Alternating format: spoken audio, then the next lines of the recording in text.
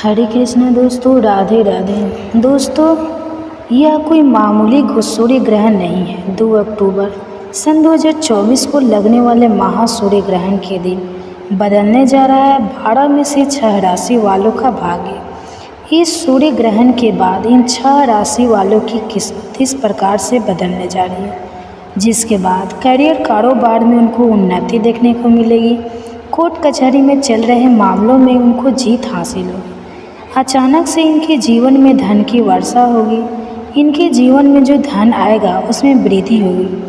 इस सूर्य ग्रहण के बाद 12 में से 6 ऐसी राशियां हैं जिनका जीवन पूरी तरह से बदलने जा रहा है। इन राशि वालों के जीवन में एक चमत्कारी और सकारात्मक बदलाव आने जा रहा है।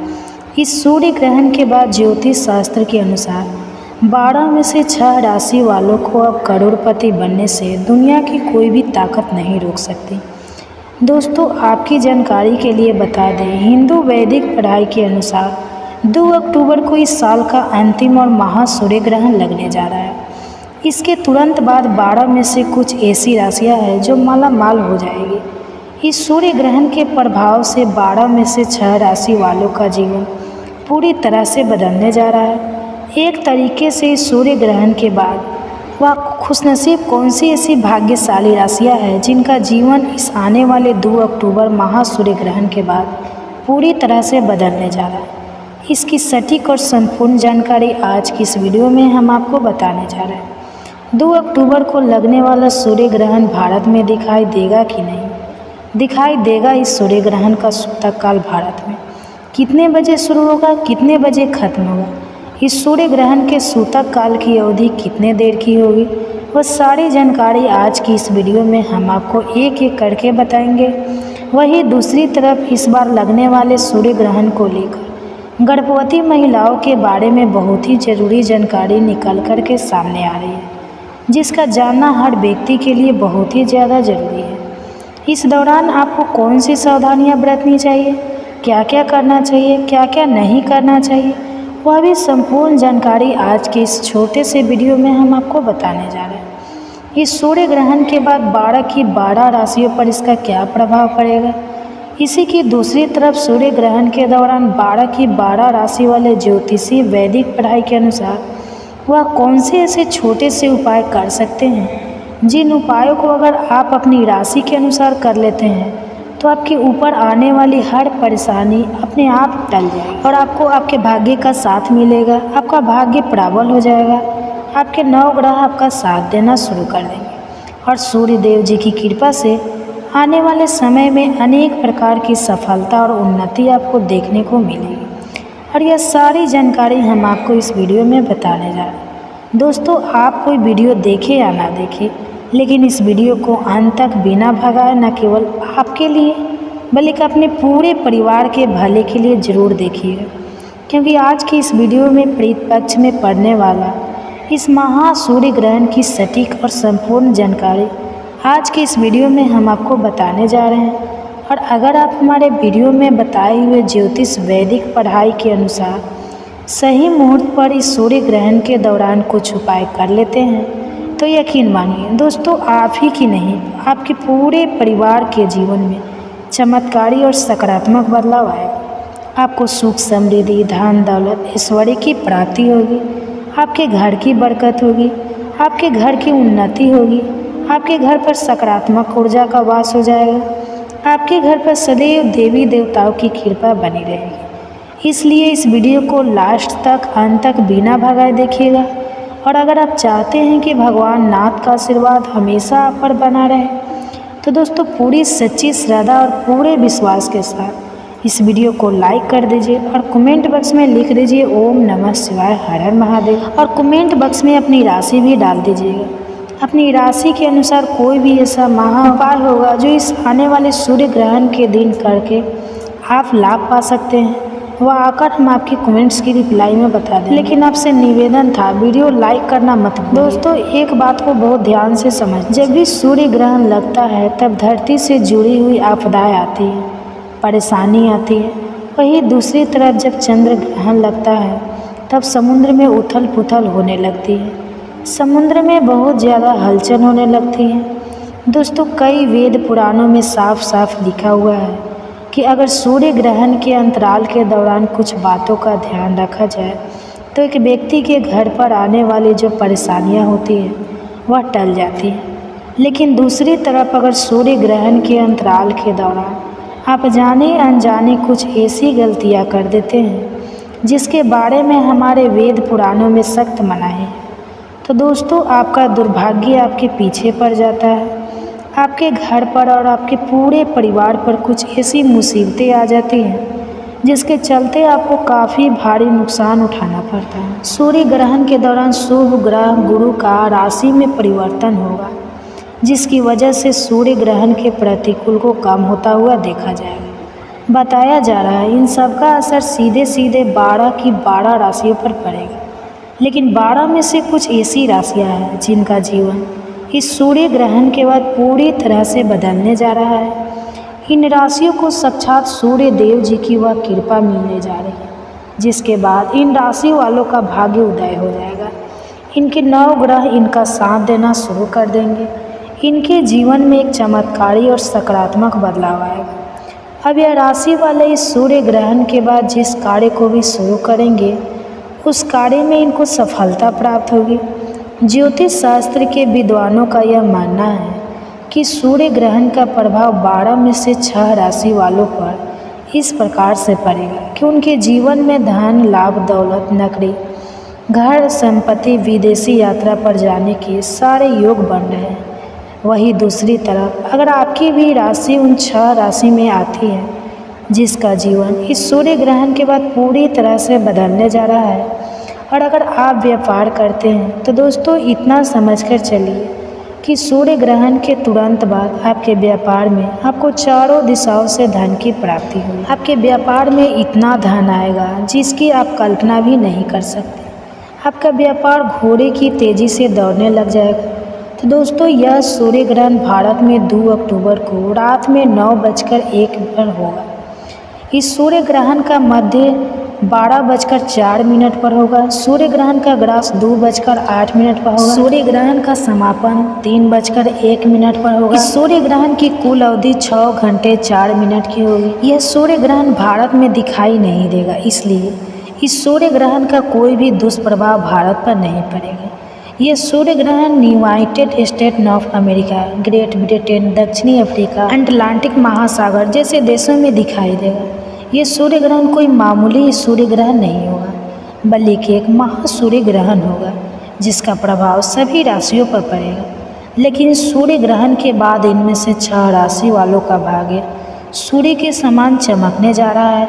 वह कौन सी ऐसी भाग्यशाली राशियाँ हैं जिनका जीवन इस सूर्य ग्रहण के बाद पूरी तरह से बदलने जा रहा है? चलिए आपको एक एक करके हम इस वीडियो में बताते हैं, लेकिन वीडियो में आगे बढ़ने से पहले आपसे हाथ जोड़ करके निवेदन था, अभी तक अपने वीडियो को लाइक नहीं किया है, वीडियो को लाइक कर दीजिए। सबसे पहले भाग्यशाली राशि है मेष राशि।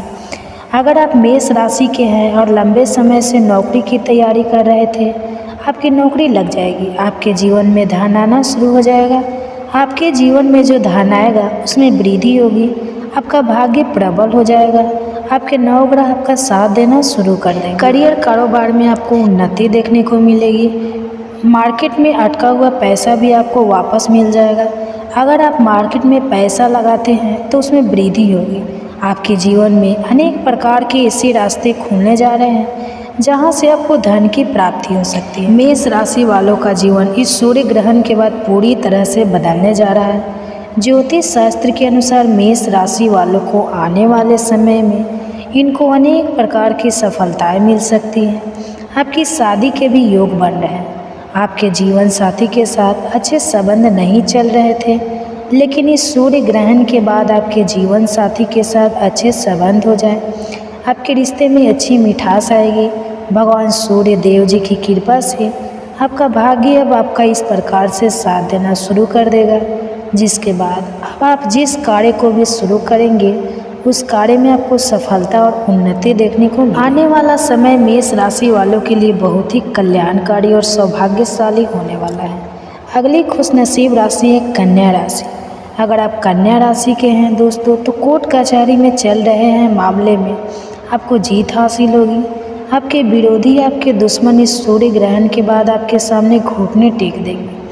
आपको राजनीतिक लाभ होगा, राजनीतिक क्षेत्र में आपको काफ़ी अच्छा मुनाफा देखने को मिलेगा। आपका बंद पड़ा व्यापार चल पड़ेगा, आपके व्यापार में धन आना शुरू हो जाएगा। आपके व्यापार से जो आपके पास धन आएगा उसमें वृद्धि होगी।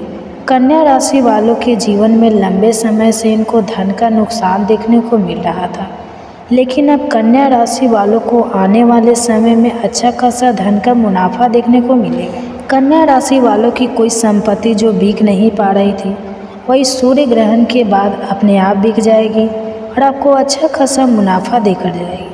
अगर आप कन्या राशि के हैं और विदेश में पढ़ने का सपना देख रहे थे तो वह सपना इस सूर्य ग्रहण के बाद जरूर पूरा हो जाएगा। कन्या राशि वालों की विदेशी यात्रा पर जाने के भी योग बन रहे हैं। अगर आप गवर्नमेंट नौकरी की तैयारी कर रहे हैं तो इस सूर्य ग्रहण के बाद कन्या राशि वालों की गवर्नमेंट नौकरी भी लग सकती है। कन्या राशि वालों के बारे में साफ साफ बताया जा रहा है कि सूर्य ग्रहण के बाद आपके जीवन में आपको धन, सुख, वैभव, ऐश्वर्य की प्राप्ति होगी और आने वाला समय आपके लिए अनेक प्रकार की खुशखबरी ला सकती है। अगर आप तुला राशि के हैं और लंबे समय से बीमार चल रहे थे तो आपकी बीमारी से आपको मुक्ति मिल जाएगी, आपके स्वास्थ्य में सुधार आएगा। आपके जीवन साथी के साथ आपके संबंध अच्छे नहीं चल रहे थे, लेकिन इस सूर्य ग्रहण के बाद आपके जीवन साथी के साथ आपके संबंध काफ़ी अच्छे हो जाएंगे। धन, सुख, वैभव, ऐश्वर्य की आपको प्राप्ति होगी। अगर आप तुला राशि के हैं और नौकरी कर रहे थे तो आपकी नौकरी में प्रमोशन हो जाएगा। मार्केट में अटका हुआ पैसा भी आपको वापस मिल जाएगा। आपका जो पैसा आपको वापस मिलेगा उसमें वृद्धि होगी। प्रॉपर्टी, वाहन खरीदने के भी आपके योग बन रहे हैं। तुला राशि वालों आने वाले समय में अनेक प्रकार की सफलता को अपने जीवन में देख सकते हैं और आने वाला समय आपके लिए अनेक प्रकार की खुशखबरी ला सकता है। वीडियो में आगे बढ़ने से पहले आपसे निवेदन था दोस्तों, अभी तक अपने वीडियो को लाइक नहीं किया है तो वीडियो को लाइक कर दीजिए। अगली खुशनसीब राशि है सिंह राशि। अगर आप सिंह राशि के हैं दोस्तों और लंबे समय से गवर्नमेंट नौकरी की तैयारी कर रहे थे तो अब यह मान कर चलिए आपके सारे योग्य बन रहे हैं। जब आपकी एक सरकारी और गवर्नमेंट नौकरी लग जाएगी, सिंह राशि वालों का व्यापार पूरी तरह से बंद हो गया था और लंबे समय से आपको अपने व्यापार में घाटा देखने को मिल रहा था, लेकिन इस सूर्य ग्रहण के बाद आपके व्यापार में काफ़ी अच्छा मुनाफा होगा और आपको काफ़ी अच्छा लाभ देखने को मिलेगा। इस सूर्य ग्रहण के बाद सिंह राशि वाले अपने जीवन में चमत्कारी और सकारात्मक बदलाव देखेंगे। यह सूर्य ग्रहण में ऐसे आपके योग बन रहे हैं जिसके बाद आपको कई जगह से धन की प्राप्ति हो सकती है। अगली खुशनसीब राशि है वृषभ राशि। अगर आप वृषभ राशि के हैं दोस्तों तो आपके जीवन साथी के माध्यम से आपको धन की प्राप्ति होगी। आपके जीवन में अनेक प्रकार के ऐसे योग बन रहे हैं जहां से आपको धन अपने आप मिल सकता है। अगर आप नौकरी कर रहे हैं तो आपको और अच्छी नौकरी का ऑफर आ सकता है। लंबे समय से जिस संपत्ति को आप खरीदना चाह रहे थे वह संपत्ति भी आपकी हो जाएगी। आपकी शादी के योग बन रहे हैं और आपको एक विद्वान संतान की प्राप्ति हो सकती है। आपके जीवन में लंबे समय से तनाव, परेशानी, दिक्कतों से आप घिरे हुए थे, लेकिन अब ऐसी समस्याओं का सामना आपको आने वाले समय में इस सूर्य ग्रहण के बाद नहीं करना पड़ेगा। आपका भाग्य, आपके नवग्रह इस सूर्य ग्रहण के बाद आपका साथ देना शुरू कर देंगे। सच्चे दिल से कमेंट्स में लिखे हर हर महादेव। यह सूर्य ग्रहण आपका बाल बाका भी नहीं कर सकता। जब साथ हो महाकाल का तो दुनिया की कोई भी शक्ति आपको हरा नहीं सकती। धन्यवाद। श्राद्ध पक्ष का समापन भी सर्वप्रीति अमावस्या के दिन ही हो जाता है। सर्वप्रीति अमावस्या के महालय अमावस्या के नाम से भी जाना जाता है। इस बार अमावस्या की तिथि को लेकर बहुत बड़ा असमंजस्य है, तो चलिए आपको बताते हैं कि अमावस्या का व्रत किस दिन रखा जाएगा, स्नान दान किस दिन किया जाएगा और सबसे बड़ी बात कि साल का आखिरी ग्रहण जो कि सूर्य ग्रहण है इस बार सर्वप्रीति अमावस्या के दिन लगने जा रहा है। ऐसे में इस ग्रहण का क्या प्रभाव होगा, पूजा पाठ या फिर प्रीत संबंधी कार्य आप कर सकते हैं या नहीं कर सकते हैं, इस बारे में बताने से पहले अगर आपको यह जानकारी अच्छी लगे तो वीडियो को लाइक ज़रूर कीजिएगा।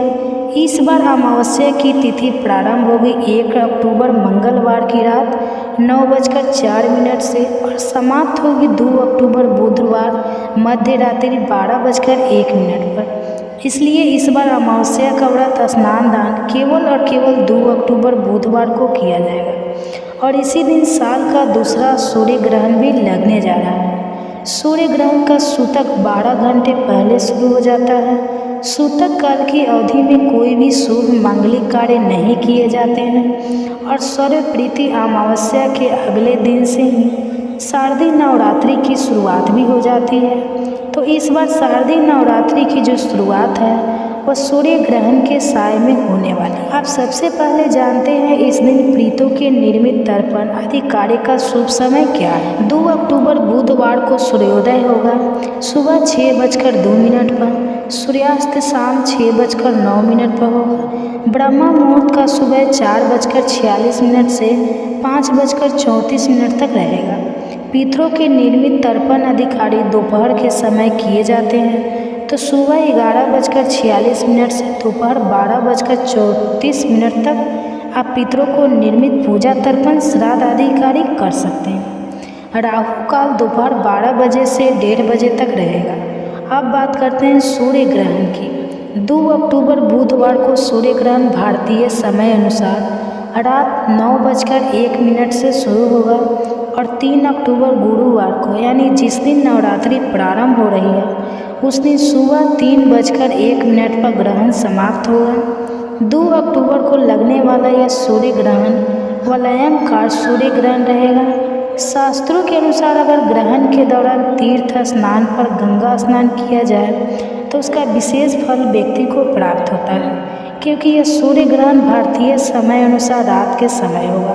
तो ऐसे में रात का समय होने के कारण सूर्य देवता अस्त होंगे, इसलिए इस ग्रहण का कोई भी प्रभाव हमारे देश पर नहीं होगा।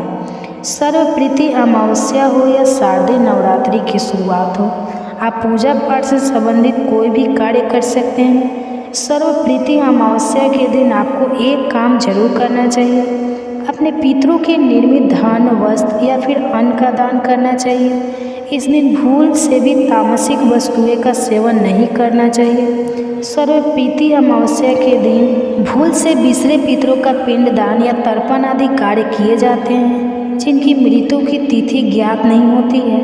ऐसे में इस दिन अपने पूर्वजों को नमन करते हुए उनका स्मरण करते हुए आपको पीपल के पेड़ की जड़ में सरसों के एक तेल का दीपक जलाना चाहिए और घर में भी दक्षिणा दिशा की तरह मुँह करके पितरों का ध्यान करते हुए एक दीपक जलाकर रखना चाहिए। ऐसा करने से पितर प्रसन्न होते हैं। सर्वप्रीति अमावस्या क्योंकि श्राद्ध पक्ष का अंतिम दिन होता है, इसलिए श्राद्ध के दिनों में यदि आपसे कोई कमी रह गई हो तो उसके लिए पितरों से क्षमा याचना जरूर करनी चाहिए।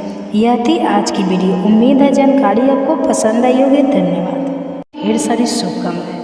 आज की इस वीडियो में आप जानेंगे शारदीय नवरात्रि के पहले दिन पूजा कैसे करें। अगर आप कलश की स्थापना कर रहे हैं तो कलश की स्थापना कैसे करनी चाहिए, बिना कलश की स्थापना की आप पूजा कैसे कर सकते हैं, कौन कौन सी जरूरी बातों का ध्यान आपको इस दिन रखना है और फिर नवरात्रि के पूरे दिन तक लगातार आप किस प्रकार से पूजा करें, किन किन बातों का ध्यान रखें। इस बारे में बताने से पहले आप सभी से अनुरोध है कि वीडियो को पूरा देखकर अगर अच्छी लगे जानकारी तो लाइक भी ज़रूर कीजिएगा। साथ ही हमारे चैनल पर हर दिन अपलोड होने वाली नवरात्रि की सभी कथाएं और पूजा विधि की वीडियो भी ज़रूर देखिएगा। नवरात्रि के पहले दिन की पूजा में आपको अधिक समय लगेगा क्योंकि इस दिन हमें कलश की स्थापना करनी होती है।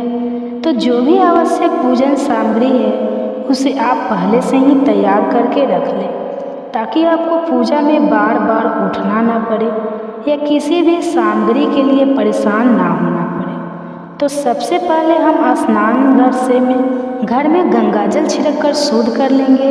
अब उत्तर या पूर्व दिशा की ओर मुँह करके हम पूजा की तैयारी करेंगे।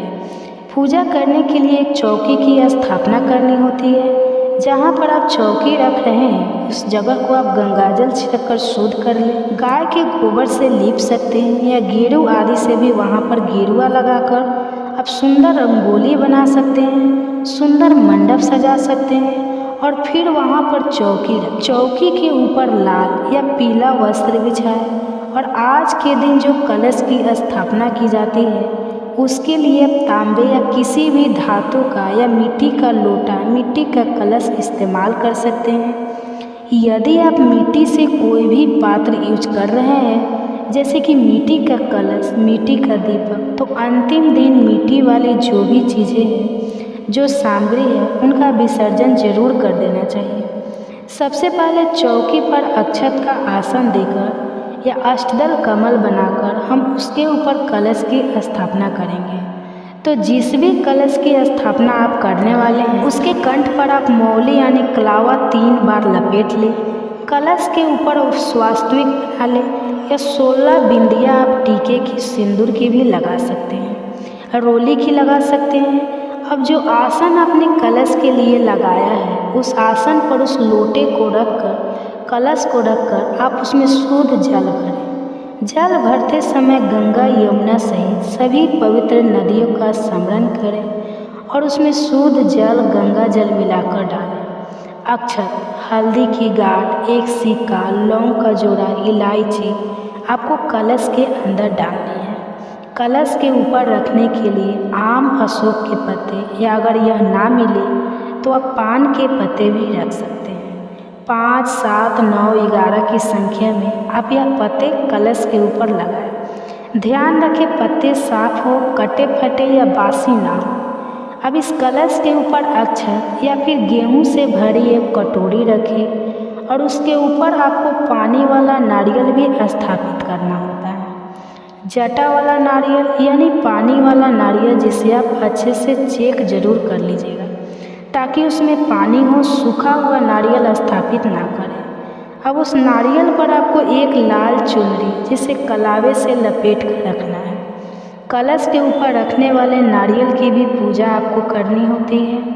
नारियल पर आप तिलक लगाए, हाथ जोड़कर माता रानी से प्रार्थना करें कि आपके द्वारा की गई कलश स्थापना को माता रानी स्वीकार करें और फिर जो नारियल है उसे कलश के ऊपर रख देना चाहिए। ध्यान रखें कि कलश के ऊपर जो नारियल आप रखते हैं उसे लेटाकर रखना चाहिए, सीधा खड़ा करके नहीं रखना चाहिए। ठीक है, आपको नारियल किस तरह से रखना है इस बात का भी आप ध्यान जरूर रखें। नारियल का जो मुख है वो पूजा करने वाले व्यक्ति की तरफ हो, यानी कि जिस ओर से नारियल पेड़ की टहनी से जुड़ा होता है वह मुख आपके खुद की तरफ होना चाहिए। कभी भी नारियल का मुख कलश के नीचे की तरफ नहीं होना चाहिए। कलश पर विधि विधान से और सहित नियम से नारियल रखने और कलश स्थापना करने से ही पूजा सफल होती है। कलश की स्थापना हमेशा माँ भगवती के दाहिनी तरफ करनी चाहिए, यानी कि जब आप पूजा करेंगे तो आपको बायां साइड हो। कलश की स्थापना करने के बाद हम हाथ जोड़कर कलश में वास करने वाले सभी देवी देवताओं, सभी पवित्र नदियों को प्रणाम करेंगे। अब क्योंकि बिना गणेश भगवान की पूजा से कोई भी पूजा सफल नहीं, तो सबसे पहले गणेश भगवान की पूजा की जाती है। तो अगर आपके पास गणेश भगवान जी की प्रतिमा है या तस्वीर है तो आप उनकी स्थापना करें, नहीं तो आप एक सुपारी में मौली लपेटकर उन्हें गणेश भगवान का रूप मानकर उनकी पूजा कर सकते हैं, उनकी स्थापना कर सकते हैं। चौकी पर थोड़ा सा अक्षत का आसन देकर सुपारी की स्थापना करें। अब माता दुर्गा की जो भी प्रतिमा या तस्वीर आपके पास है तो आप उनकी स्थापना करें। माता की जो भी प्रतिमा तस्वीर है उन्हें खाली डायरेक्ट चौकी पर नहीं रखनी चाहिए। आप थोड़े पुष्प का या फिर अक्षत का आसन देकर ही मूर्ति विराजित करें। अब सबसे पहले गणेश भगवान जी को स्नान कराकर उन्हें तिलक लगाएं, जनेऊ अर्पित करें, दुर्वा अर्पित करें और माता दुर्गा की प्रतिमा को आप, यदि प्रतिमा है, धातु की प्रतिमा है तो उन्हें स्नान कराएं। मिट्टी की प्रतिमा है तो गंगा जल का छींटा देकर स्नान का भाव करें। फिर माता रानी को तिलक लगाएं, श्रृंगार की सामग्री अर्पित करें, पुष्पों से श्रृंगार करें। माता रानी को मौसमी पुष्प अर्पित करें। सुहाग के सामग्री में आप लाल चुनरी, सिंदूर या फिर बिछी चूड़ी, बिंदी, जो भी आप श्रृंगार की सामग्री अर्पित करना चाहते हैं माता रानी को प्रेम से अर्पित करें। कहते हैं कि नवरात्रि की पूजा में हम 9 दिन तक पूजा करते हैं, तो सभी 9 ग्रहों का भी पूजन किया जाना चाहिए, जिससे कि कुंडली में अगर किसी भी ग्रह से कोई अशुभ प्रभाव हो रहा हो, कोई ग्रह की पीड़ा प्राप्त हो रही हो, तो वह पीड़ा दूर हो जाती है या बहुत हद तक शांत हो जाती है। तो ऐसे में आपको 9 ग्रहों की स्थापना करनी चाहिए। अगर आपके पास 9 ग्रह यंत्र है तो आप केवल 9 ग्रह यंत्र को कलश के पास रखकर तब पूजन कर सकते हैं। नहीं है तो आप चौकी पर ही 9 जगह पर थोड़े थोड़े से अक्षत का आसन देकर उन पर जो सुपारी आती है 9 सुपारी, ध्यान रखिए सुपारी सही होनी चाहिए, खंडित नहीं होनी चाहिए, और उन सुपारी वाला आपने लगाए हैं उन पर विराजित करें। सुपारी वाला कर 9 ग्रह स्तोत्र का 9 ग्रह मंत्र का भी जाप आपको करना है। अब धूप दीप जलाकर माता रानी के समक्ष हाथ में जल और पुष्प लेकर व्रत रखने का या नवरात्रि की पूजा करने का संकल्प लेना चाहिए। श्री दुर्गा सप्तमी का पाठ यदि आप प्रारंभ करना चाहते हैं तो पाठ करने का भी संकल्प लेना चाहिए। किस तरह का फलाहार आप इन व्रतों में ग्रहण करना चाहते हैं, नवरात्रि के कितने व्रत आप रखना चाहते हैं। कुछ लोग पहला और आखिरी व्रत रखते हैं, कुछ लोग सभी 9 दिन के उपवास रखते हैं। तो जिस तरह की भी आपकी श्रद्धा हो, आपकी सामर्थ्य हो, उसके अनुसार आपको संकल्प लेना चाहिए। किस तरह का फलाहार आप करना चाहते हैं तो उसका भी संकल्प आपको पहले दिन ले लेना चाहिए और फिर 9 दिन तक लगातार उन्हीं बातों का, उन्हीं नियमों का पालन करना चाहिए। बहुत से लोग 9 दिनों तक अखंड ज्योति जलाकर रखते हैं, तो पहले दिन ही आपको अखंड ज्योत जला लेनी चाहिए। अखंड ज्योत यदि आप 9 दिन तक ना जला पाए और 24 घंटे तक ही जलाने का आपका मन है, आपकी श्रद्धा है, तो आप केवल 24 घंटे जलाने का भी संकल्प ले सकते हैं। और इस प्रकार से आप पहले दिन की पूजा शुरू कर सकते हैं। पहले दिन की पूजा में थोड़ा समय ज़्यादा लगता है, तो ध्यान रखें कि आपको जो भी ज़रूरी काम है वो पहले से निपटा कर रख लेना चाहिए, ताकि आपकी पूजा में आपका मन बार बार बेचैन ना हो या आपको किसी बात की कोई जल्दी ना हो। जल्दबाजी में की गई पूजा हमेशा असफल रहती है। अब आपने अगर अखंड ज्योत जलाकर रखी है तो ध्यान रखें उस दीपक को आपको हिलाना नहीं है। जिस जगह पर आपने एक बार स्थापित कर दिया उसी जगह पर आपको रखे रहना है। और जो आरती आप करते हैं उसके लिए आपको अलग से एक दिया जलाना चाहिए या कपूर जलाकर आप आरती कर सकते हैं। बिना कथा के व्रत अधूरा माना जाता है। अगर आप व्रत नहीं भी रख रहे हैं तभी आपको माता भागवती के सभी 9 रूपों की कथाएं हर दिन सुननी चाहिए। अब माँ शैलपुत्री के मंत्रों का जाप करके माता शैलपुत्री की कथा का श्रवण करने के बाद कपूर जलाकर आरती करनी चाहिए और हमेशा भोग आरती करने के बाद लगाना चाहिए। वैसे तो नवरात्रि के पूरे 9 दिन तक माँ भगवती को अलग अलग भोग लगाया जाता है। अगर आपको इस बात की जानकारी ना हो या आपके पास ऐसी सामग्री ना हो किसी कारण से, तो आप हर दिन लौंग, इलायची और पान का भोग और दूध या दूध से बनी मिठाई का भोग भी या मिश्री का भोग भी माता रानी को अर्पित कर सकते हैं। मन में यदि श्रद्धा हो तो माता रानी हर अभाव को स्वीकार करके जो भी आपने उन्हें प्रेम से अर्पित किया है उसे स्वीकार कर लेती है। इसके लिए आपको नवरात्रि के हर दिन यदि आपके पास छोटा हवन कुंड है तो हवन कुंड में नहीं तो आप मिट्टी का एक बड़ा सा दिया ले सकते हैं। उसमें अग्यारी करनी चाहिए। अग्यारी करने के लिए गाय के गोबर का उपला आपको चाहिए। रोज़ थोड़ा थोड़ा सा छोटा सा उपला तोड़कर उसे आप अच्छे से सुलगा लें और उसके ऊपर थोड़ी सी हवन सामग्री डालकर, कपूर डालकर, लौंग का एक जोड़ा घी में डुबोकर उस जलते हुए उपले पर डालें और जो भी भोग आपने माता रानी को अर्पित किया है, चाहे वह मिठाई हो या फिर मिश्री हो, उन्हें आप उस जलते हुए उपले में रखें। इस तरह से अग्नि देवता के माध्यम से माता रानी अपना भोग स्वीकार कर लेती है और भोग अर्पित करने के बाद जल का छींटा उस अग्नि कुंड के चारों ओर या जो मिट्टी का दिया है उसके चारों ओर थोड़ा थोड़ा जल जरूर छिड़क देना चाहिए। हाथ जोड़कर सबसे अंत में सच्चे मन से क्षमा याचना करनी चाहिए, ताकि पूजा पाठ में किसी तरह की कोई गलती हो गई हो, कुछ कमी अधिक हो गया हो तो उसके लिए माता भगवती आपको क्षमा कर सके। इस तरह से सुबह की पूजा की जाती है। दिन भर उपवास रखने के बाद शाम को एक बार फिर से विधि विधान से पूजा करनी चाहिए। यदि सुबह आपके पास दुर्गा सप्तमी पढ़ने का समय है तो सुबह पढ़ सकते हैं, नहीं तो आप शाम को भी पढ़ सकते हैं। अब बात करते हैं कि शाम की पूजा कैसे करनी चाहिए।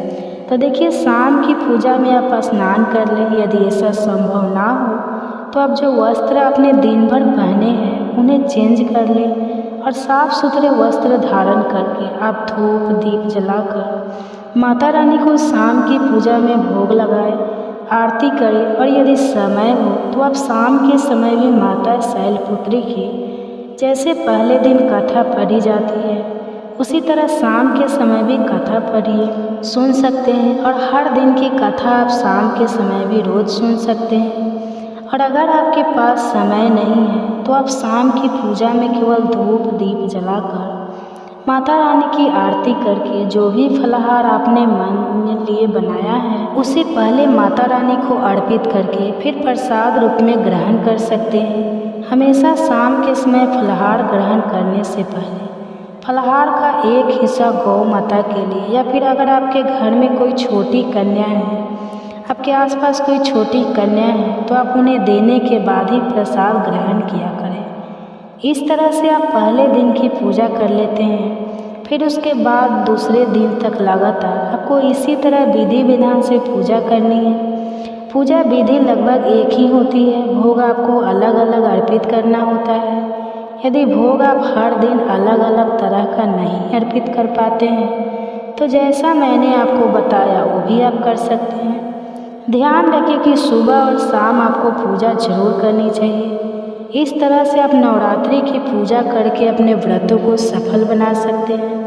वैसे तो नवरात्रि की पूजा में कलश की स्थापना करनी ही चाहिए, और अगर आप ऐसा नहीं कर पाते हैं तो बिना कलश की स्थापना के भी आप पूजा कर सकते हैं। तो यह थी आज की वीडियो नवरात्रि के दिनों में। अगर नवरात्रि के दिनों में पीरियड हो जाए तो व्रत कैसे रखें, कैसे पूजा करें और कलश की स्थापना कैसे की जाती है, या नवरात्रि से जुड़े हुए जो भी प्रश्न आपके मन में हैं, यदि आप उस बारे में जानना चाहते हैं तो हमारे चैनल पर आने वाली वीडियो को आप इन दिनों ज़रूर देखिएगा। अगर आपका कोई सुझाव या कोई प्रश्न हो तो आप कमेंट बॉक्स में ज़रूर लिखिए। तो यह थी आज की वीडियो। जानकारी अच्छी लगी हो तो जय माता दी लिखकर ज़्यादा से ज़्यादा लोगों तक इस वीडियो को शेयर भी कीजिएगा। इससे पहले भी आपको सुनाते हैं एक कहानी। इस कहानी में एक कुत्ते ने भगवान श्री राम जी को न्याय करने का एक तरीका बताया था। बहुत ही रोचक कथा है, ज़रूर सुनिए। भगवान श्री राम जी जब वनवास के बाद अयोध्या लौटे तो खूब धूमधाम से उनका राज तिलक हुआ।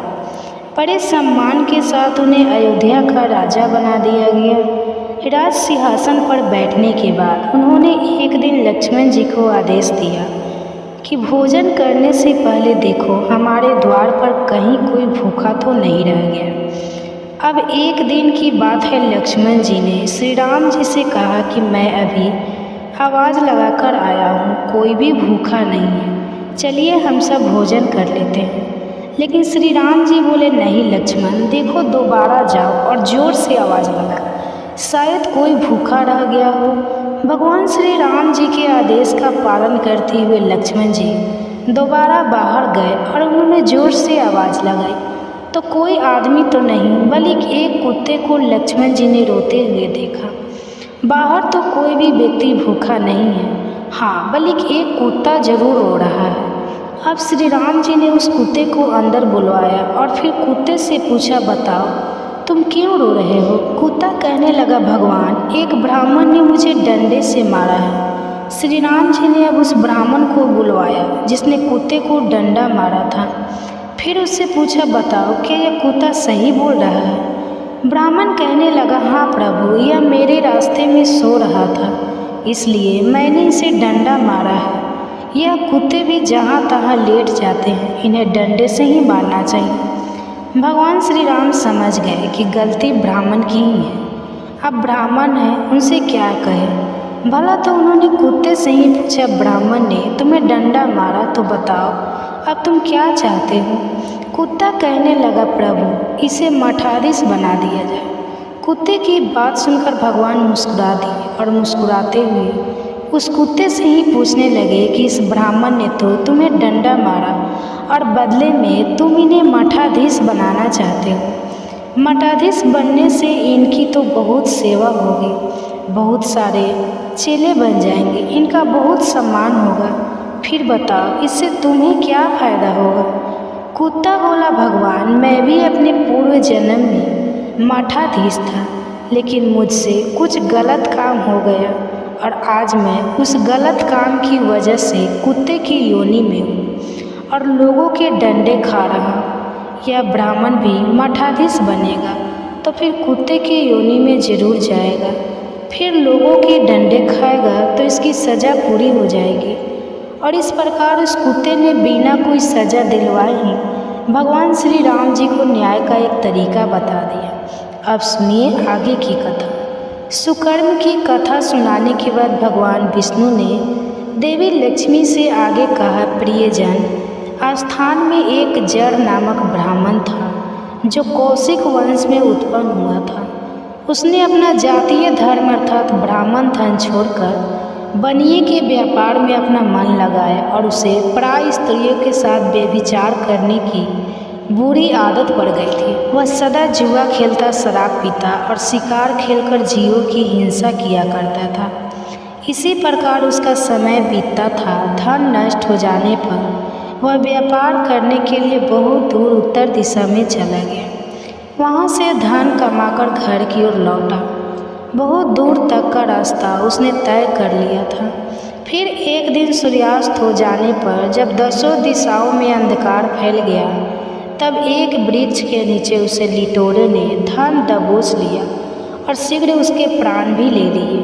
उसके धर्म का लोभ हो गया था, इसलिए वह बड़ा भयानक प्रेत बन गया। अब उसका पुत्र बड़ा धर्मात्मा और वेदों का विद्वान था। उसने अब तक अपने पिता के लौट आने की राह देखी। जब उसके पिता वापस नहीं आए तब उसने पिता का पता लगाने के लिए वह खुद घर छोड़कर चल गया। अब वह हर दिन इधर उधर भटकता रहता, अपने पिता को खोजा करता, मगर राहगीरों से पूछने पर भी उसके पिता का कोई समाचार नहीं मिलता था। फिर एक दिन एक मनुष्य ने उसकी भेंट हुई जो उसके पिता का सहायक था। उसने सारा हाल बेटे को बता दिया। अब उससे सारा हाल जानकर बेटे ने अपने पिता की मृत्यु पर बहुत शोक किया। वह बहुत बुद्धिमान भी था। बहुत कुछ सोच विचार कर पिता का पारलौकिक कर्म करने की इच्छा से आवश्यक सामग्री साथ लेकर उसने काशी जाने का विचार किया। रास्ते में 7-8 जगह विश्राम करके वह 9 दिन उसी वृक्ष के नीचे जा पहुँचा जहाँ पर उसके पिता मारे गए थे। उस स्थान पर उसने श्याम की पूजा की और भगवत गीता के 3 अध्याय का पाठ किया। उसी समय आकाश में बड़ी भयानक आवाज़ हुई। उसने अपने पिता को भयंकर आकाश में देखा। फिर तुरंत ही उसने अपने सामने आकाश में उसे एक सुंदर विमान दिखाई दिया जो महान तेज से व्यापक था। उसमें अनेकों छोटी छोटी घंटी लगी हुई थी। उसके तेज से समस्त दिशाएं आलोकित हो रही थी।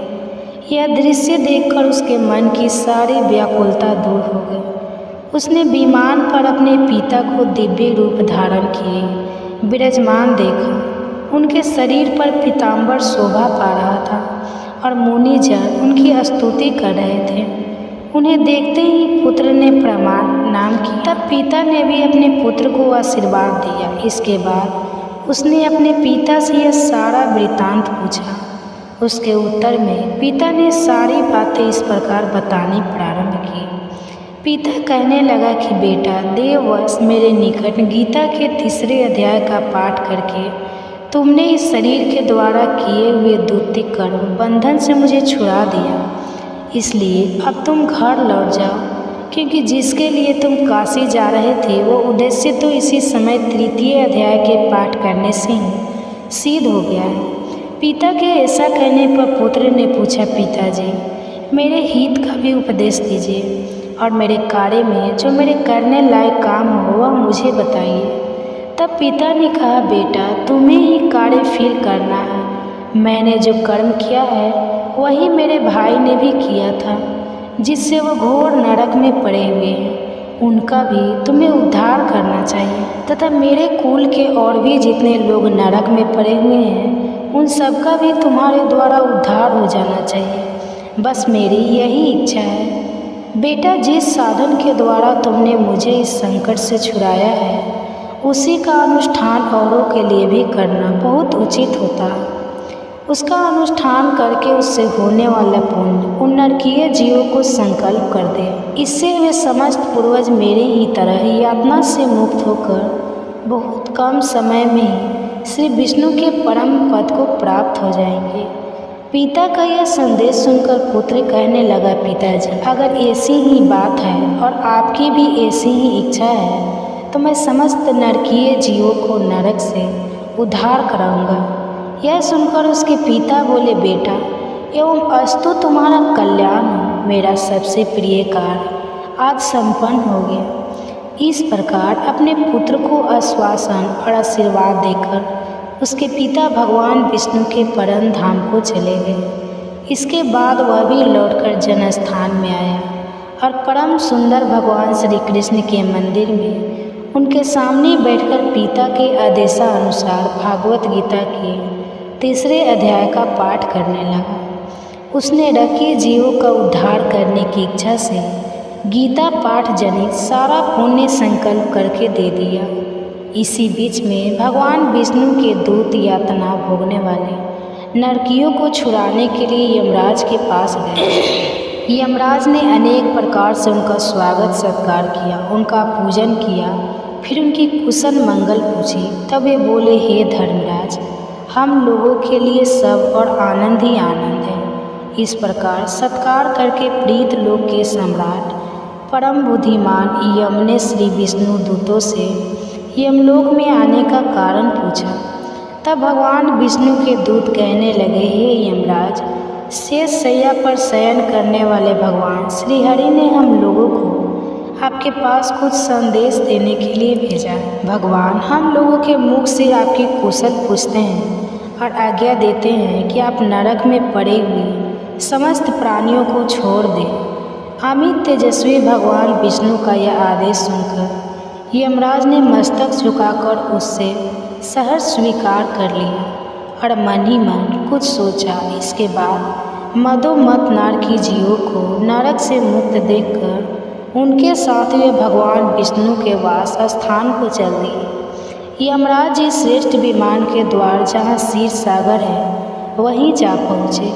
उसके भीतर कोटि कोटि सूर्य के समान कांति, मान नील कमल दल के समान श्याम सुंदर लोकनाथ जगत गुरु श्री हरि का उन्होंने दर्शन किया। भगवान का उनकी सैया बने हुए शेष नाग के फनों की मणियों के प्रकाश से दुगुना हो रहा था। वे बड़े आनंद मग्न दिखाई दे रहे थे। उनका हृदय प्रसन्नता से भरा हुआ था। देवी लक्ष्मी जी अपनी सरल चितवन से प्रेम पूर्वक उन्हें बारंबार निहार रही थी। चारों ओर योगी जन भगवान की सेवा में खड़े हुए थे। उन योगियों की आंखों के तारे ध्यानत होने के कारण निश्चल प्रतीत हो रहे थे। देवराज इंद्र अपने विरोधियों को परास्त करके उद्देश्य से भगवान की स्तुति कर रहे थे। श्री ब्रह्मा जी के मुख से निकले हुए वेदांत वाक्य मूर्तिमान होकर भगवान के गुणों का गान कर रहे थे और भगवान पूर्णतः संतुष्ट होने के साथ ही समस्त योनियों की ओर से उदासीन लग रहे थे। जीवों में से जिन्होंने योग साधन के द्वारा अधिक पुण्य इकट्ठा किया था उन सबको एक ही साथ वे कृपा दृष्टि से निहार रहे थे। भगवान अपने स्वरूपभूत अखिल चराचर जगत को आनंदपूर्ण दृष्टि से आमोद कर रहे थे। शेष नाग की प्रभा से ओदशील और सर्वस्त व्यापक दिव्य विग्रह धारण किए नील कमल के समान श्याम वर्ण वाले श्रीहरि ऐसे जान पड़ते थे मानो चांदनी से घिरा हुआ आकाश सुशोभित हो रहा। इस प्रकार भगवान के दर्शन करके यमराज अपनी विशाल बुद्धि के द्वारा उनकी स्तुति करने लगे। यमराज बोले, संपूर्ण जगत का निर्माण करने वाले हे परमेश्वर, आपका अंतःकरण अत्यंत निर्बल है। आपके मुख से ही वेदों का प्रादुर्भाव हुआ है।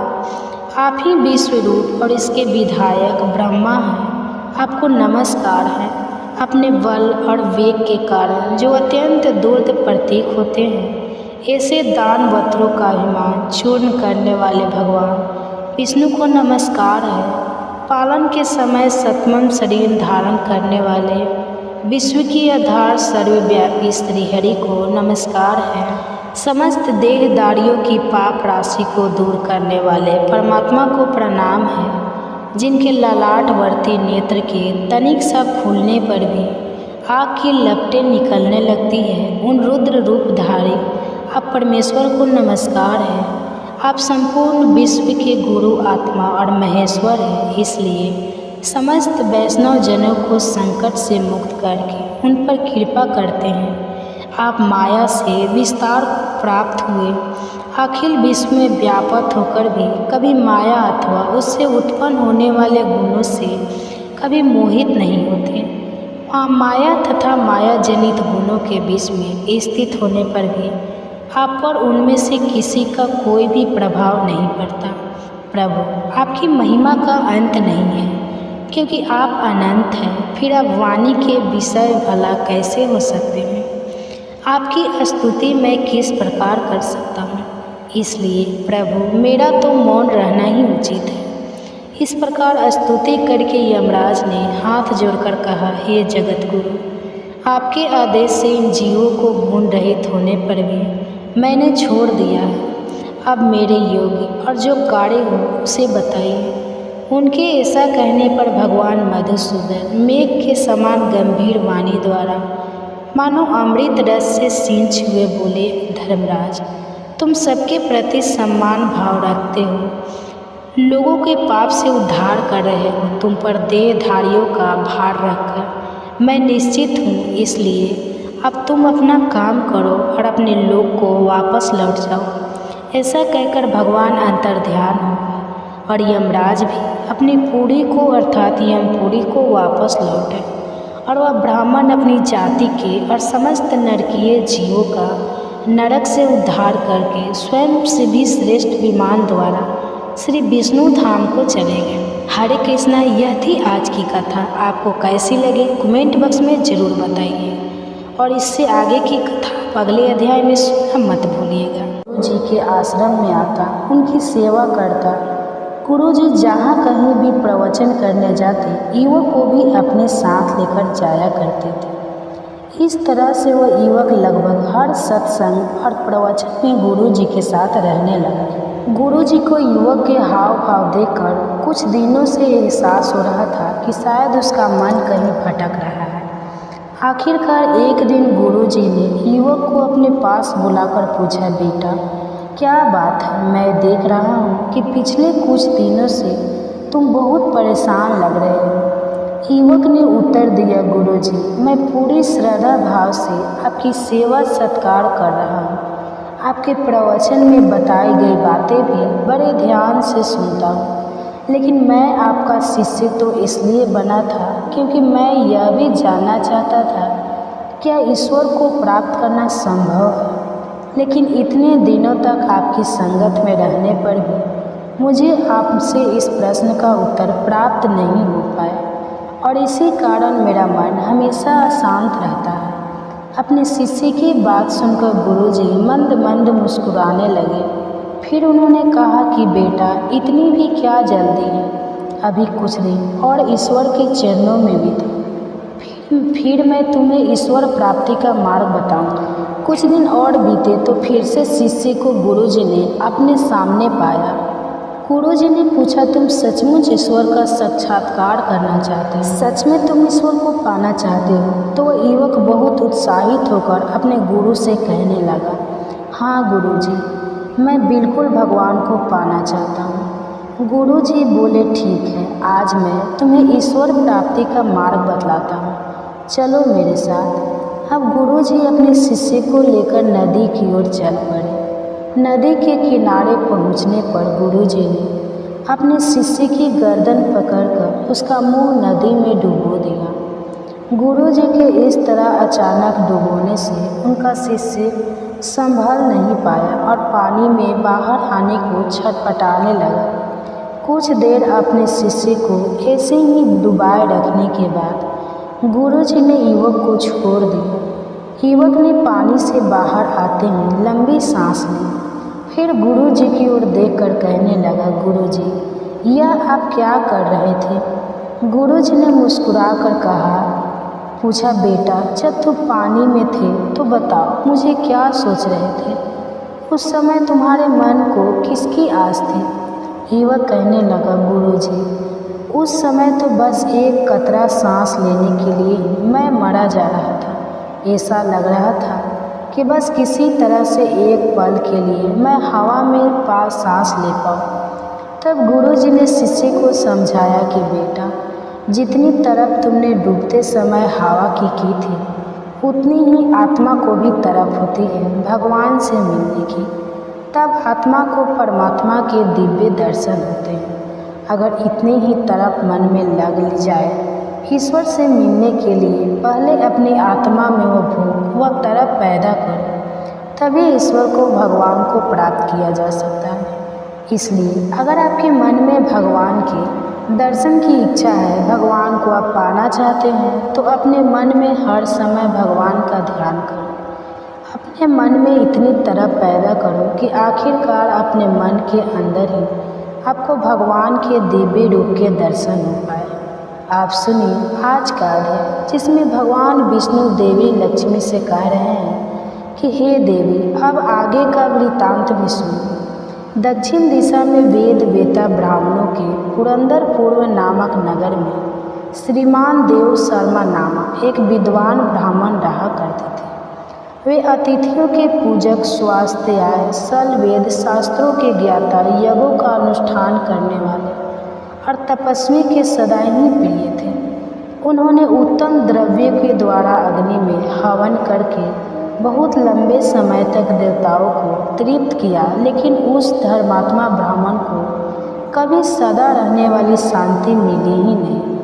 वे परम कल्याण में तत्व का ज्ञान प्राप्त करने की इच्छा से हर दिन प्रचुर सामग्रियों के द्वारा सत्य संकल्प वाले तपस्वी की सेवा करने लगे। इस प्रकार शुभ आचरण करते करते उन्हें बहुत लंबा समय बीत गया।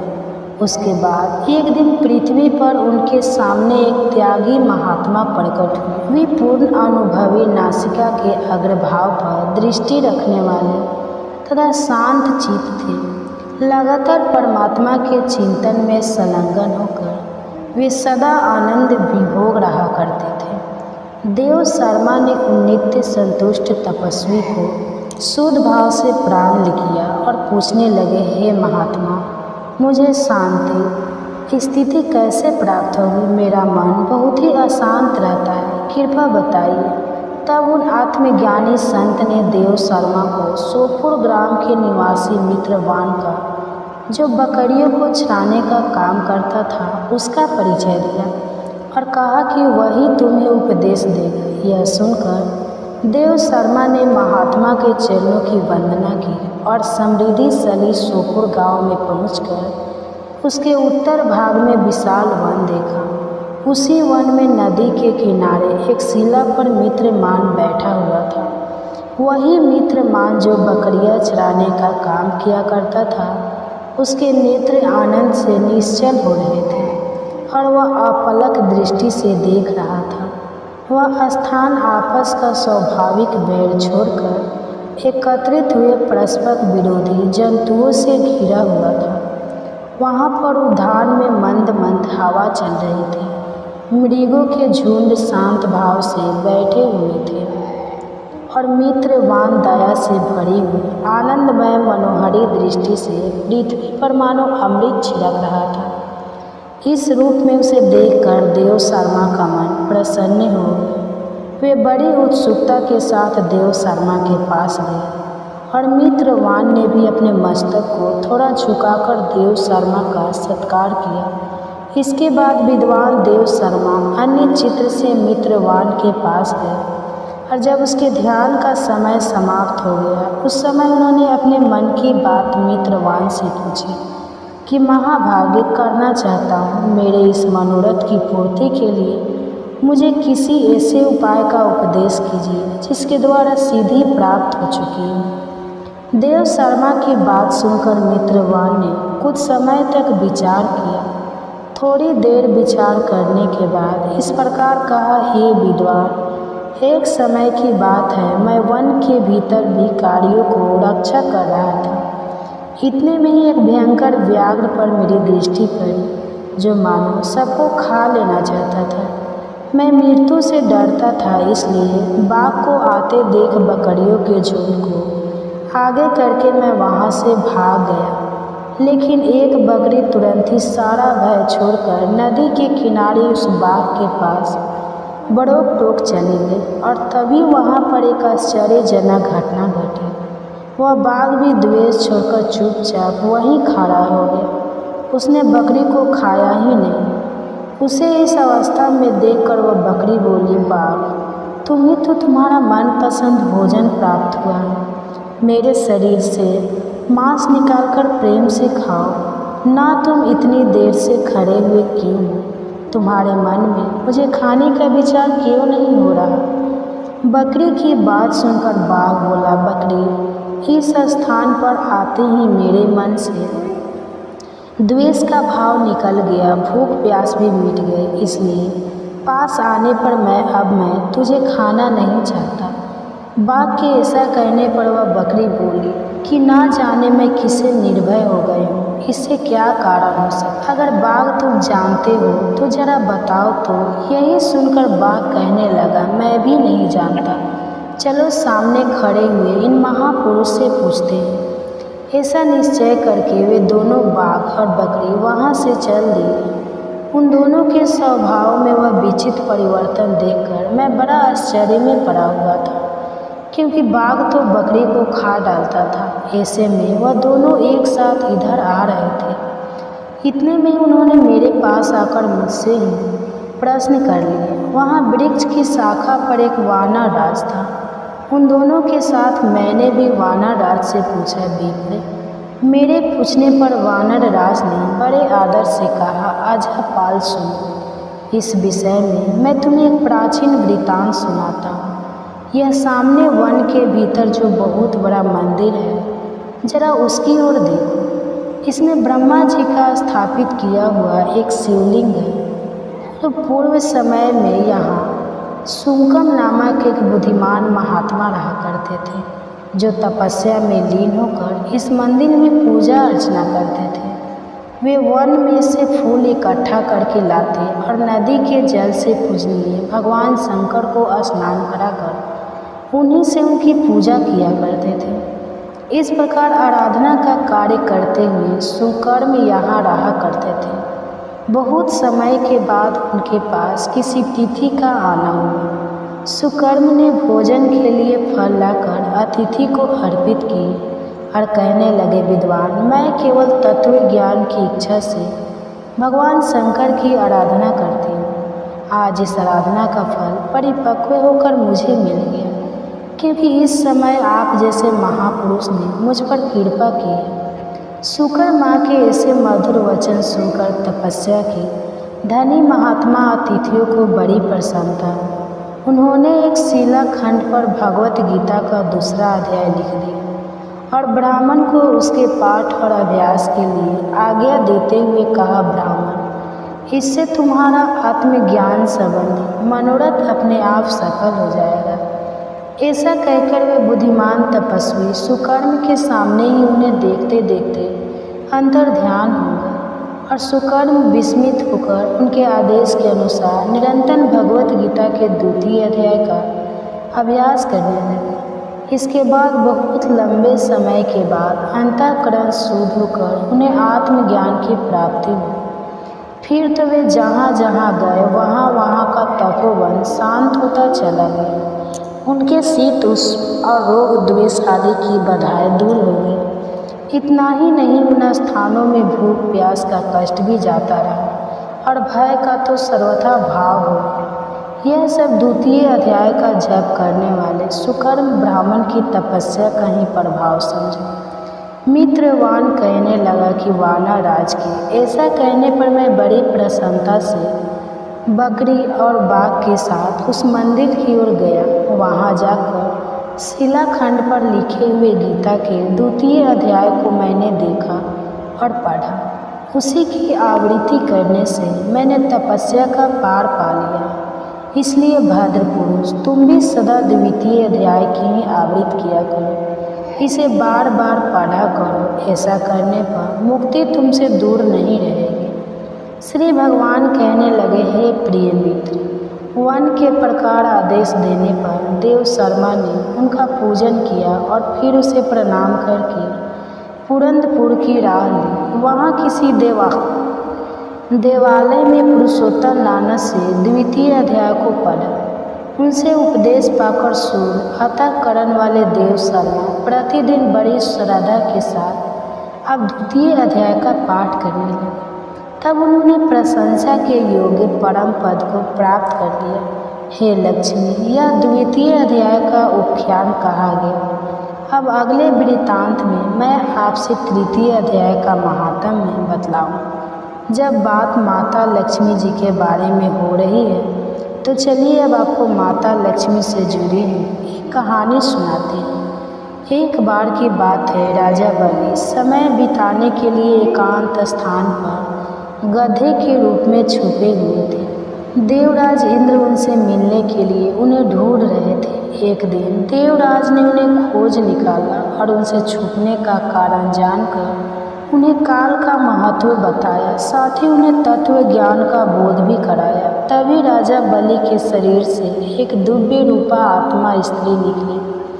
उसे देखकर देवराज ने पूछा, दैत्य, आज ये स्त्री कौन है? देवी, मानुषी या आसुरी शक्ति में से ये कौन सी शक्ति है? राजा बलि बोले, देवराज, यह देवी इन तीनों शक्तियों में से कोई भी नहीं है। आप इनसे स्वयं ही पूछें। देवराज इंद्र के पूछने पर वे शक्ति बोली, देवेंद्र, मुझे न तो दैत्य राजा बलि जानते हैं और ना ही तुम या फिर कोई अन्य देवगण। पृथ्वी लोक पर लोग मुझे अनेक नामों से पुकारते हैं, जैसे श्री लक्ष्मी आदि। इंद्र बोले, देवी, आप इतने समय से राजा बलि के पास हैं, लेकिन ऐसा क्या कारण है कि आप इन्हें छोड़कर मेरी ओर आ रहे हैं? लक्ष्मी जी बोली, देवेंद्र, मुझे मेरे स्थान से कोई भी हटा या डगा नहीं सकता। मैं सभी के पास काल के अनुसार आती जाती रहती हूँ। जैसा काल का प्रभाव होता है उतने ही समय तक उसके पास रहती हूँ। यानी कि मैं समय अनुसार एक को छोड़कर दूसरे के पास रहा करती हूँ। देवी लक्ष्मी की बात सुनकर देवराज इंद्र ने पूछा, देवी, फिर आप मनुष्य को यहाँ निवास क्यों नहीं करती? देवराज इंद्र की बात सुनकर लक्ष्मी जी कहने लगी, देवेंद्र, मेरा निवास वही होता है जहाँ सत्य हो, धर्म के अनुसार कार्य होते हो, व्रत और दान देने के कार्य होते हो। लेकिन मनुष्य भ्रष्ट होते जा रहे हैं। ये पहले इंद्रियों को वश में कर सकते थे, सत्यवादी थे, ब्राह्मणों की रक्षा करते थे, लेकिन अब इनके यह सभी गुण नष्ट होते जा रहे हैं। ये तप उपवास नहीं करते, यज्ञ हवन दान आदि से इनका कोई संबंध ही नहीं बचा। पहले यह रोगी स्त्रियों, वृद्धों, दुर्बल की रक्षा करते थे, गुरुजनों का आदर करते थे, लोगों को क्षमा देते थे, लेकिन अब अहंकार, मोह, लोभ, क्रोध, आलस्य, अविवेक, काम आदि ने इनके शरीर में जगह बना ली। यह लोग पशु तो पाल लेते हैं, लेकिन वह चारा नहीं खिलाते, उनका पूरा दूध निकाल लेते हैं और पशुओं के बच्चे भूख से चिल्लाते हुए मर जाते हैं। यह अपने बच्चों का लालन पालन करना भूलते जा रहे हैं। इनमें आपसी भाईचारा समाप्त हो गया है। लूट खसोली, बेभिचार, कलह, स्त्रियों की पतिव्रता नष्ट करना ही अब इनका धर्म हो गया है। सूर्योदय के बाद तक सोने के कारण स्नान ध्यान से ये विमुख होते जा रहे हैं, इसलिए मेरा मन इनसे उचट गया है। देवताओं का मन अब धर्म में आसक्त हो रहा है, इसलिए अब मैं इन्हें छोड़कर देवताओं के पास निवास करूँ। मेरे साथ श्रद्धा, आशा, क्षमा, जया, शांति, संतति, दृष्टि और बीजो ये 8 देवियाँ भी निवास करेंगी। देवेंद्र, अब आपको ज्ञात हो गया होगा कि मैंने इन्हें क्यों छोड़ा है। साथ ही आपको इनके अवगुणों का भी ज्ञान हो गया होगा। तब देवराज इंद्र ने लक्ष्मी जी को प्रणाम किया और उन्हें आदर सहित स्वर्ग ले गए। तो हरे कृष्णा, आज की कथा में बस इतना ही। इसके आगे का वृत्तांत आप सभी अगले अध्याय में जरूर सुनिए। अगर यह कथा अच्छी लगी हो तो वीडियो को शेयर करना मत भूलिएगा। धन्यवाद। अब देखिए, जिस पर प्रभु की कृपा हो जाए, जिस पर ठाकुर जी प्रसन्न हो जाए, फिर तो वह चाहे कोई भी हो, उस पर तो ठाकुर जी को कृपा करनी ही होती है। जब मन में ठान लेते हैं कि यह मेरा भक्त है और मुझे इसको सही मार्ग पर लाना है, तो वह अपने भक्तों को सुधारने के लिए कुछ भी कर सकते हैं। तो आज की यह कथा सुनाने से पहले आप सभी से मेरा विनम्र अनुरोध है कि आज की इस वीडियो को आप ज़्यादा से ज़्यादा लोगों तक शेयर जरूर कीजिएगा और ऐसे ही लोगों को शेयर कीजिएगा जो कि धार्मिक कथाएं सुनना पसंद करते हैं। ठाकुर जी के एक भक्त थे, घाटम जी। अब श्री घाटम जी जो थे वह कोई ऐसा वैसे नहीं थे, बल्कि बचपन से ही चोर थे, यानी कि उनके पैदा होते ही उन्हें चोरी करने के संस्कार दिए गए थे। चोरी करना, डाका डालना, लूटपाट करना यह घाटम जी का खानदानी व्यवसाय था। यानी कि घाटम जी के दादा परदादा सब कोई चोर डकैत थे। जाने माने चोर डकैत किसी को नहीं छोड़ते थे, चाहे कोई भी उनके रास्ते में आ जाए। उन्होंने कभी 1 रुपए की चीज़ तक बाजार से नहीं खरीदी। जितना भी सामान उनके घर पर था वह सब लूटपाट कर था। यहाँ तक कि उनके घर में कभी खाना तक नहीं बना, कभी भोजन नहीं बना। क्यों? क्योंकि वो भोजन तक दूसरों के घर से चुरा कर खाया करते थे। तो ऐसा पेशा था घाटम जी का।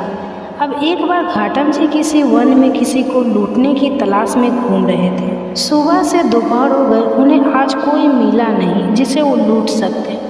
भटकते भटकते उन्हें भूख प्यास भी लगने लगी। अब आपके मन में एक प्रश्न भी उठ रहा होगा कि आखिरकार एक चोर को इतना सम्मान देकर क्यों पुकारा जा रहा है और वो ठाकुर जी का इतना प्रिय भक्त क्यों था। तो देखिए, वो जो घाटम जी थे वह एक वन में घूम रहे थे। सोच रहे थे कि दिन भर से भूखा प्यासा हूँ, आज तो कोई ऐसा व्यक्ति भी नहीं आया जिसके पास भोजन हो। कुछ भोजन पा लिया जाता तो मेरा पेट भर जाता। अब भटकते भटकते वह घने जंगल में पहुँच गए। उन्होंने देखा कि किसी वृक्ष के नीचे आंसू बहाते हुए कोई संत महाराज बैठे हुए हैं। वह संत भगवान के ध्यान में मग्न थे, आंखें बंद थी और भगवान का मन ही मन दर्शन कर रहे थे। तो जब इस तरह के दर्शन कोई सच्चे मन से करता है तो अनायास उनकी आंखों से आंसू बहने लगते हैं। प्रेम के आंसू होते हैं, भक्ति के आंसू होते हैं। तो वह संत महाराज भी भगवान के ध्यान में मग्न थे। कहते हैं ना कि संतों के दर्शन से पाप तत्काल ही नष्ट हो जाते हैं। तीर्थों का लोभ बहुत समय बाद मिलता है, लेकिन अगर किसी संत के दर्शन हो जाए तो उनके दर्शन का जो पुण्य है वो उसी क्षण मिल जाता है। घाटम जी ने उस संत महाराज को देखा तो उनके पास गए। उनके हृदय में बड़ा आनंद उमड़ पड़ा। थोड़ी देर पहले तक तो वो सोच रहे थे कि चलकर इन्हीं संत महाराज को लूटा जाए, लेकिन अचानक ही उनका मन परिवर्तन हो गया।